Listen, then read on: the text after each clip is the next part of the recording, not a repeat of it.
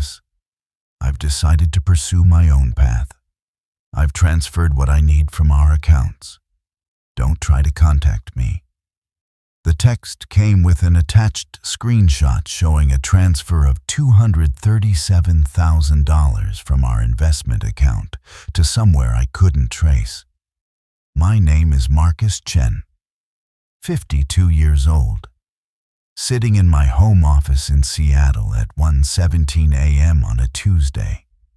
My wife, Vanessa, was supposedly attending a writer's retreat in Vermont. It was meant to be day 5 of her 10-day intensive workshop. I placed my phone on my desk and finished my tea. 22 years of marriage concluded in 2 sentences and a banking notification. Signs had been accumulating for at least a year. Late-night writing sessions where no pages were produced. Literary conferences that mysteriously extended by days. New perfume I never smelled when we were together. Hushed phone conversations that terminated when I approached. I noticed all of it. I'm a risk management consultant for insurance companies. Identifying patterns of deception is literally what I'm paid to do. But I remained silent. Perhaps that was my initial error, or maybe my mistake was marrying someone who viewed my profession as nothing but dreary spreadsheets and actuarial tables.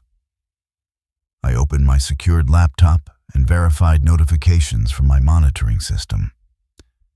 3 attempts to access accounts Vanessa had no knowledge of. She was being thorough. I had to admire that. I typed 2 words in response.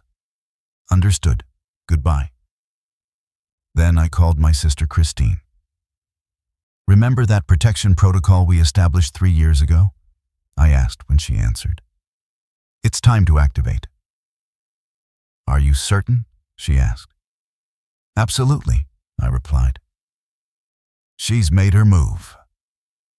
I ended the call and studied the anniversary photo on my bookshelf. It was the sole remaining image in the house that featured both of us. I should have noticed that detail as well. I encountered Vanessa Winters at a literary festival in Portland. I was 30, recently separated from a brief first marriage, and entirely consumed with establishing my consultation practice. Vanessa was 28, vivacious, creative, and completely dismissive of my professional life. "I don't need the boring details," she'd say whenever I attempted to explain a case. "Just make sure we're comfortable financially." We married after 14 months of dating. I funded her dream of opening an independent bookshop, providing the entire initial investment from my personal savings. When she wanted a view property in an exclusive neighborhood, I agreed. When she requested exotic vacations and premium vehicles, I nodded and processed the payments. My father cautioned me once while we were installing shelving in my first office. He paused, level in hand. "Son, I've noticed Vanessa spends your money quite freely," he said carefully. "Just ensure she appreciates what you do to earn it." I dismissed his concerns, but the observation lingered. 7 years into our marriage, I began discreetly restructuring my financial holdings. Nothing unlawful, simply protective. I established several limited liability corporations, created trusts, invested in precious metals, and maintained separate accounts for international clients. Vanessa knew about our joint checking and investment accounts, but nothing beyond that. I observed as she became progressively involved in literary circles. Her social media following grew into the tens of thousands as she positioned herself as a literary influencer and aspiring novelist. She began taking trips with her writing community, first weekends, then entire weeks. "You'd be bored," she'd say. "It's all publishing talk and critique sessions." Last May, she forgot our anniversary. When I mentioned it the following day, she purchased an expensive watch and said, "I've just been so consumed with my manuscript deadline." I accepted the timepiece, but that evening, I finalized documentation on my contingency strategy. The indicators were all present. I simply refused to acknowledge the complete picture. The morning after her message, I woke early and brewed tea, just as always. Routines persist, even when your world disintegrates.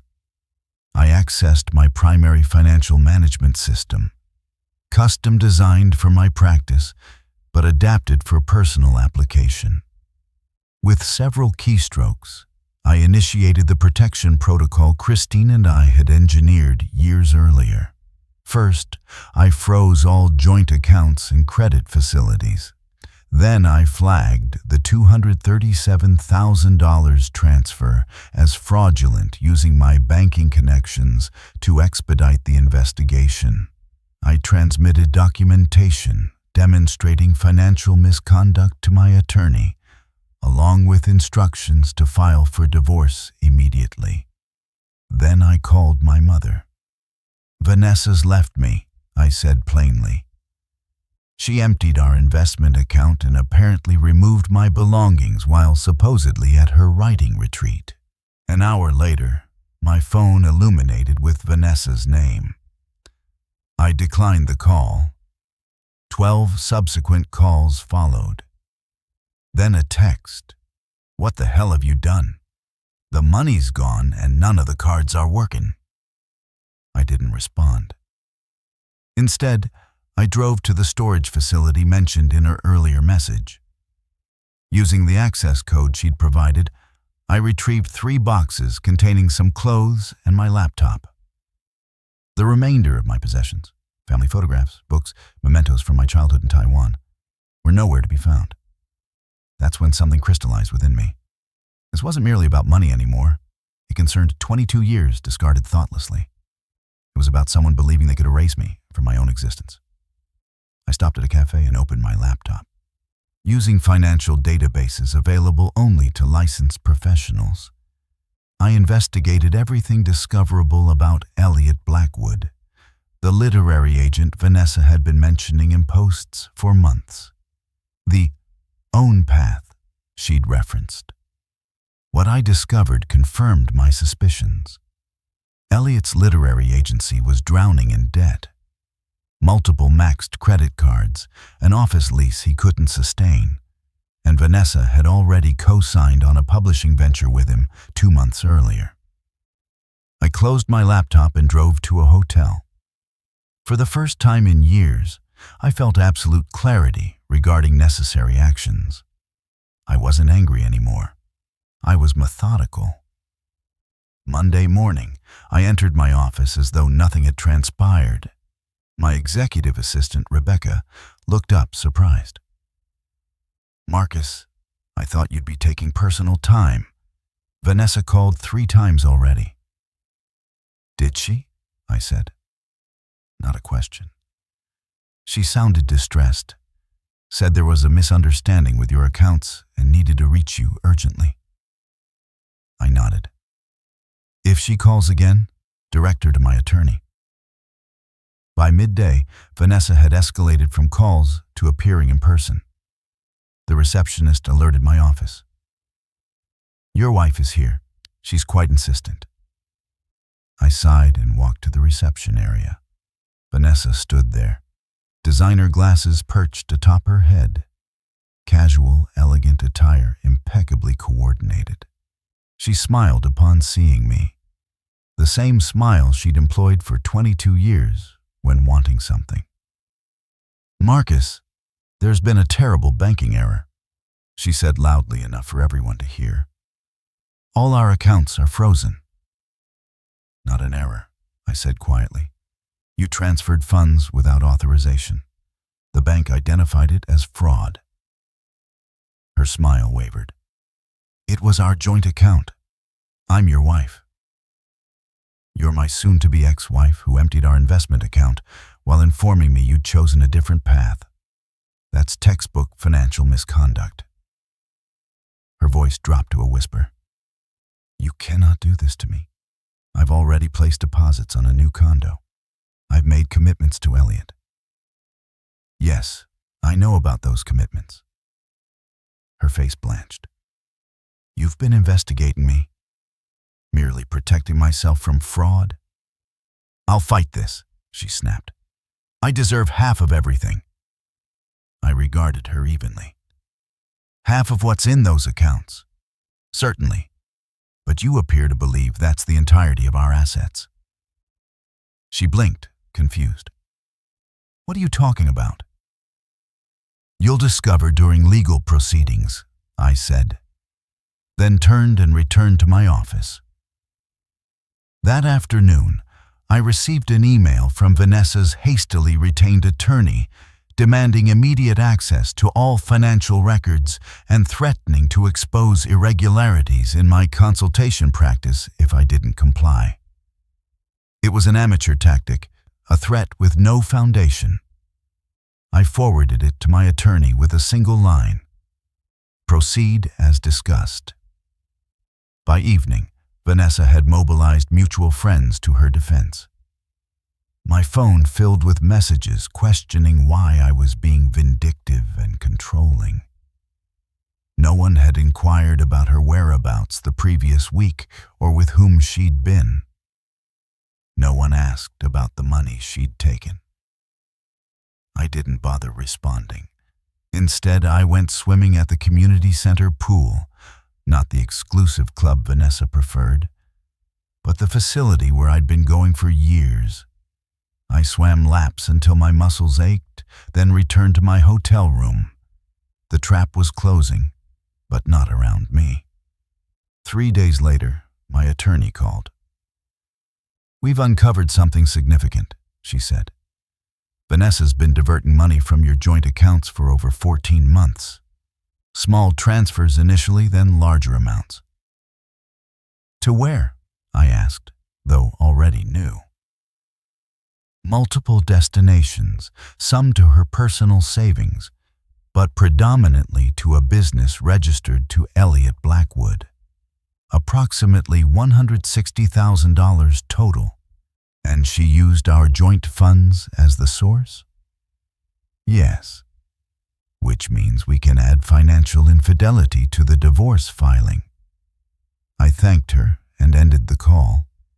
I wasn't surprised, but confirmation still felt like a physical blow. Vanessa hadn't simply left me for someone else. She'd been planning it for over a year, funding her exit and her new partner's business with my money. That night, I received a text from an unknown number. Back off now. Vanessa deserves better. Don't make this uglier than necessary. Elliot Blackwood becoming directly involved. Interesting. I drove to my sister's house the next morning. Christine worked in digital forensics, the perfect complement to my risk assessment expertise. We'd collaborated on cases previously, but it was different. I need everything discoverable on Blackwood Literary Agency, I told her. Banking records, loans, credit applications, everything. Christine raised an eyebrow. Legal channels only, correct? Of course. We're merely connecting public information more efficiently than most could. 3 hours later, we had our answer. Elliot Blackwood wasn't just in debt. He was financially ruined. His social media portrayed literary success, but his agency was failing. The new office space, the publishing imprint, author events, all financed through risky loans, and more recently, Vanessa's investments. But there was something else. Something Vanessa couldn't have known. Look at this, Christine said, indicating her screen. Blackwood applied for a business expansion loan 5 months ago. Used the agency's contracts as collateral. That's standard, I said. Yes, but look who co-signed. I leaned forward. The document displayed Vanessa's signature on a $290,000 business loan. She co-signed before leaving you, Christine said quietly. But here's the critical detail. The loan specifies joint responsibility with her spouse. They leveraged your marital status to secure favorable terms. I stared at the screen. She placed my assets as security for his loan without my knowledge. Precisely. And there's more. 2 credit lines, an office lease, and the new publishing imprint. All co-signed by Vanessa. All utilizing your marital assets as security. I stood and walked to the window. Outside, neighbors were gardening, oblivious to the complexities of adult relationships. She has no comprehension of what she's done, I said finally. And neither does he. The following morning, I met with my attorney and presented everything we'd discovered.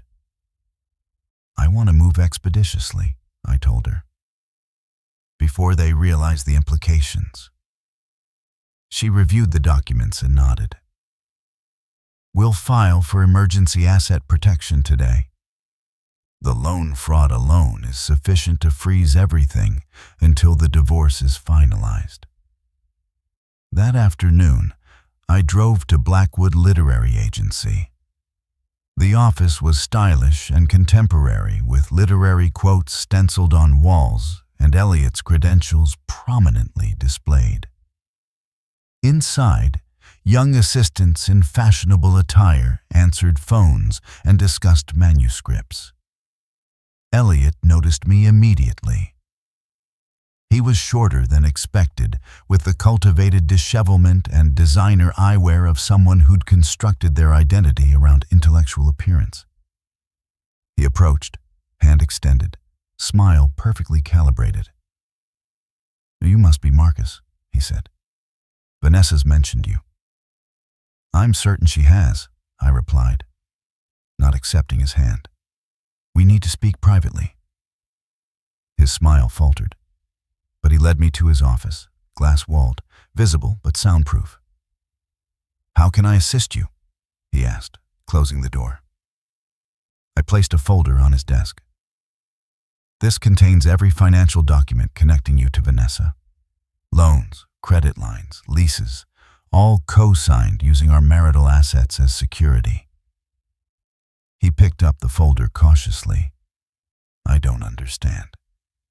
It's straightforward. Vanessa utilized our marriage to back your business loans. Now we're divorcing, and those guarantees are void. The color drained from his face as he examined the pages. These are all legitimate business arrangements between Vanessa and myself. Perhaps. But the lenders approved them based on our combined assets and income. Assets she no longer has access to. He closed the folder. What do you want? Nothing from you. I simply thought you should know what's approaching. The lenders will be calling those loans due very soon. Vanessa said you were financially secure, he said, voice hardening. That money wasn't an issue for you. Money's never been the issue, I replied. Trust was. I stood to leave but paused at the door. One additional matter. When Vanessa moved out, she took items of sentimental value to me. Family photographs, my grandfather's calligraphy set. Things money cannot replace. He regarded me for an extended moment. I'll see what I can do. I nodded and departed. The next day, a delivery service brought a package to my hotel. Inside were the missing photographs, my grandfather's calligraphy set, and other personal items. No note included. That same afternoon, my attorney confirmed the emergency asset protection had been granted. All shared assets would remain frozen until the divorce was finalized. I accessed my financial management system and reviewed the alerts. Vanessa had attempted to access our frozen accounts 23 times in the past day. She'd also tried to establish a new credit line using our home as collateral. Denied. My phone illuminated with her name again. This time I answered. "What have you done?" she demanded, voice trembling. "The bank called in Elliot's loans. All of them. They're terminating the publishing contract tomorrow." "That's unfortunate," I said calmly. "This is vindictive, Marcus. You're destroying him to punish me." "I'm not doing anything to him. Simply protecting myself from fraud. You utilized our marriage to secure his loans without my knowledge or consent. That's illegal." "We can resolve this," she said, voice suddenly softening. "Come home, we'll talk." 22 years of marriage, and she still believed I could be manipulated so easily. "There's nothing to resolve," I replied. "The divorce will proceed. The fraud investigation will continue, and Elliot will learn a valuable lesson about due diligence." I ended the call and blocked her number. That night, I slept better than I had in months. 3 weeks later, I sat in the conference room as Vanessa and her attorney arrived for our court-ordered mediation. She looked exhausted, the designer outfit and perfect makeup unable to conceal the strain. Her attorney spoke first. "My client is willing to be reasonable about the division of assets despite the aggressive tactics employed thus far." My attorney smiled politely. "That's reassuring because there's been a development." She slid a document across the table. "The bank has completed its fraud investigation. They've determined that Vanessa forged Marcus's signature on multiple loan documents using their marital assets as collateral without his knowledge." Vanessa's attorney scanned the document, face paling. "We'll need time to review this." "Of course," my attorney said. "But you should know that the bank has already referred the matter to the district attorney. This meeting is a courtesy before criminal charges are filed." Vanessa stared at me, eyes wide. "Criminal charges? Marcus, you cannot be serious." I met her gaze steadily. "I didn't file the charges. The bank did. That's what happens when you commit loan fraud." Her attorney whispered something in her ear. She shook her head vehemently. "If Miss Winters is willing to sign our proposed settlement agreement today," my attorney continued, "Marcus is prepared to provide a statement to the bank that could mitigate the criminal implications. He won't press charges for the theft of personal property or the unauthorized transfer from the joint account." A month later, I moved out of the hotel and into a modest waterfront condominium. Nothing ostentatious, just a clean, modern space with excellent views that needed some personalization. The kind of project that would keep my mind engaged during evenings. I heard through mutual acquaintances that Vanessa had moved to Chicago to reinvent herself. Her social media displayed urban landscapes and philosophical quotes about transformation. Elliot's agency had been acquired by a larger firm, and he'd relocated to New York to pursue new opportunities. Neither mentioned what had transpired. People rarely publicize their failures. My sister Christine visited one Sunday to help me arrange my new home office. "Heard anything from Vanessa?" she asked as we assembled a desk. "No," I said, "and don't anticipate it. You know, you could have taken everything from her. The fraud charges alone would have ensured that." I shrugged. What purpose would that serve? She's no longer my concern. We worked in comfortable silence for a while, the rhythm of organizing and arranging creating a meditative state. "I'm considering taking extended leave," I said eventually. "Maybe visit Taiwan, reconnect with our relatives there." "Dad would approve," Christine replied. "You haven't been back since before he passed." That evening, after Christine left, I stood on my balcony with a glass of whiskey. The waterfront was peaceful, with only occasional boat sounds breaking the tranquility. Different from the exclusive neighborhood Vanessa had insisted upon. More authentic somehow. I reflected on the past 22 years, how I'd allowed someone else to define my worth and life. How I'd observed the signs, but chosen to disregard them. How when the crucial moment arrived, I'd been prepared because some part of me had always known this day would come. I didn't feel victorious. I didn't feel vindicated. I simply felt liberated. The next morning, I called my office and informed them I'd be taking 4 weeks of accumulated leave. Then I packed my luggage, secured the condominium, and headed to the airport. No rigid itinerary, no expectations, just a journey of rediscovery. And for the first time in years, no invisible ledger of grievances to balance.